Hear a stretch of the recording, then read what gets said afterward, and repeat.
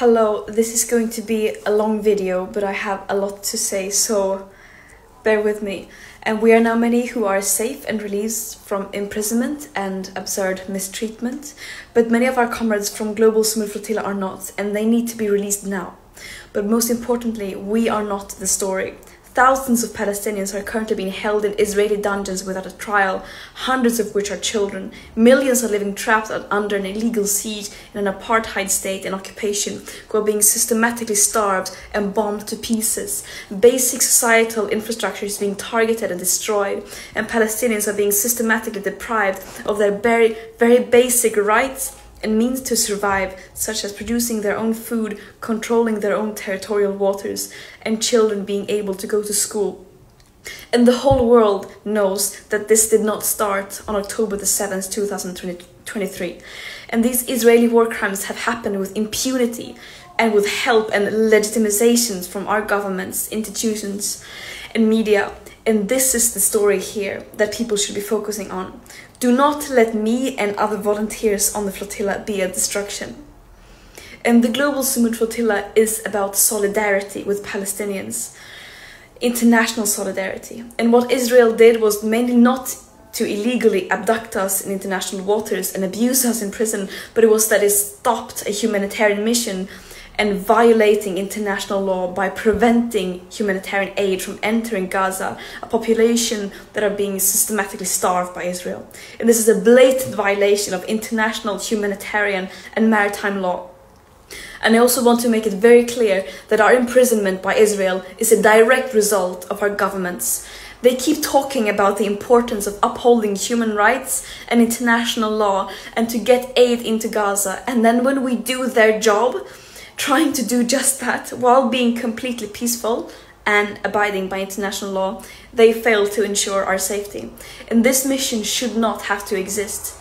It is a last resort when all means fall short and when those in power fail to step up and do the bare minimum. States have a legal obligation to end their complicity in genocide, which the UN Commission now also has confirmed that it is. And this current lack of willingness to do so is a crime against humanity. Israel does not have immunity from international law, even though it might seem like it from their genocidal propaganda. No human being is worth more than any other, and that also applies to Israelis. It's absurd that this even has to be said. And just to have it said once again, of course we are not running errands for Hamas, nor are we terrorists.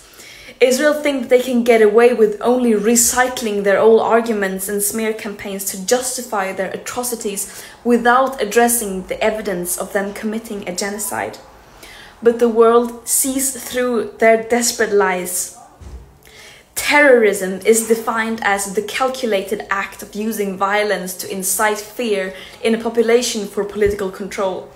Is that really what this peaceful humanitarian mission carrying food, medicine, baby formula in line with international law was doing? One can really ask who the real terrorist is here. And I stand by what I have said and stood for since I became an activist at the age of 13. I will continue to fight for a free world, a world free of all forms of oppression and racism, where we put human and planetary well-being over short-term economic profit and geopolitical control for a few.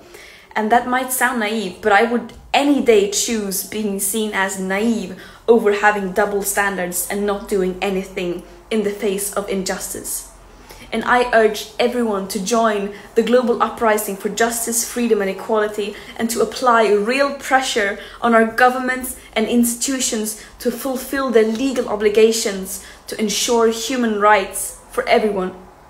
We have truth, morale, international law, justice, love, history, and solidarity of the world, as well as basic common sense on our side.